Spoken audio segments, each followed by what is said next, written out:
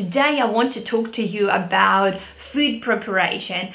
I love food preparation. I love preparing food because I think that's the key to staying healthy. What I don't like though is to eat the same food for 5 days in a row. So this video is going to be about how to do food prep without eating the same meals for 5 days. Hi guys, welcome to the channel, and if you haven't been here before, welcome to the channel, and I'm Eugenia. So my first tip, the first thing that I do is I create a general idea what I'm going to cook.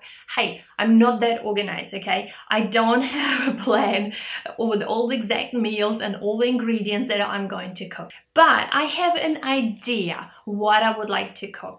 And for some reason, those meals tend to be the same or very similar anyway, and sometimes I do give myself a challenge and actually try a new meal. So that means I do need to write them down, the ingredients that I'm going to get for that meal.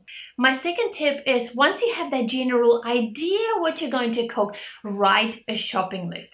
Guys, write a shopping list and also take it with you, because how many times have we written a shopping list and actually left it out? And then what happens? You will end up buying so much more stuff, and if you're hungry, you will end up buying so many sweets, so much sugar, so much money. So yeah, buy your shopping list. So, and then once you're at the supermarket, I divide everything into food groups. So, which is veggies, fruit, protein, carbohydrates, fats. Walk around the supermarket, not through the aisles, because what happens when you walk through the aisles, that's where all the nasty foods are, that's where all the processed foods are, and the most likely you will end up spending so much more money on the foods that you actually don't need anyway. So walk around the supermarket. And now think about the structure, how the supermarket is naturally structured, and that really helps me to stay organized in my mind. I have the list, but I also know, right, I start off with my veggies, so I choose the veggies of the week, and fruit, and obviously if there's a avocado, then that's your fats. And then we continue into the protein department. That's where your meat are, that's where meats are, your fish, cheese, dairy, tofu, yogurt. That's the aisle, that's how it goes, that's how it continues. Then it turns into bread. So that's where you get bread if you need to. Wholemeal bread, by the way, there's nothing wrong with bread. I did a video on that as well. And then that's where you get your grains, whole grains, buckwheat, brown rice. Well, that's where you need to go into the aisle, by the way. But it's still there, okay? It's not, you don't need to go through all the aisles, but that's where the grains are. And then also there is an aisle where you've got like canned beans and canned chickpeas, for example. Hey, that's a great way to get your protein as well. And then it continues into where the eggs are, so still your protein. And then by the end, we are coming to the frozen part of the supermarket, the part where it's really cold, right? And that's where you get your, it's not ideal, but it is an option to get your frozen veggies and frozen berries. And as I said, there's nothing wrong with that. Sometimes that's the easiest options, and I think it's great to have these options at home as well. Yeah, that's about it. So that way your shop is done.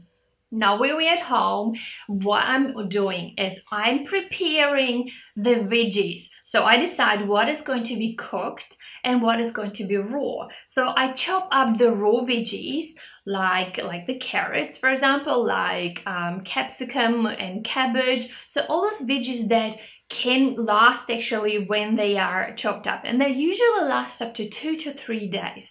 So imagine all those veggies, chop them up, keep them there, okay? Then I choose my protein. So if it's tofu, I cut that, for example, in pieces, or meat, chop them up in pieces. You can fry it in advance, then it can be there. Or if you have a chicken, for example, put the whole chicken into the oven, roast some veggies. So again, chop those veggies up into the oven. You have 2 meals here. The whole chicken, you can use that chicken then for the soups and whatever you're making for your stir fry later on. And then you have your veggies, baked veggies. Okay, and then you choose what grain you're going to have. So your whole grain, for example. So you're going to cook 1 cup of grains like brown rice or buckwheat, and that's there as well. I boil egg, for example, 4 to 5 eggs, and that lasts me as well. That way you have prepared your veggies, you have your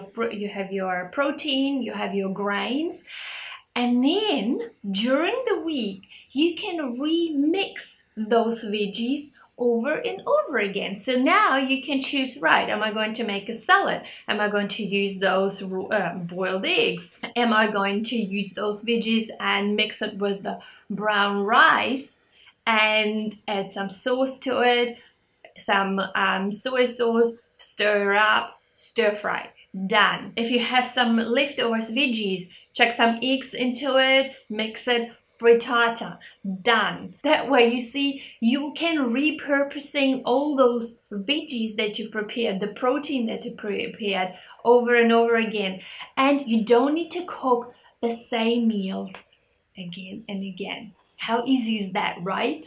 As far as I can think of, that's everything. There is not much more to tell to this because that's what I do and it works, and it's so easy as well. So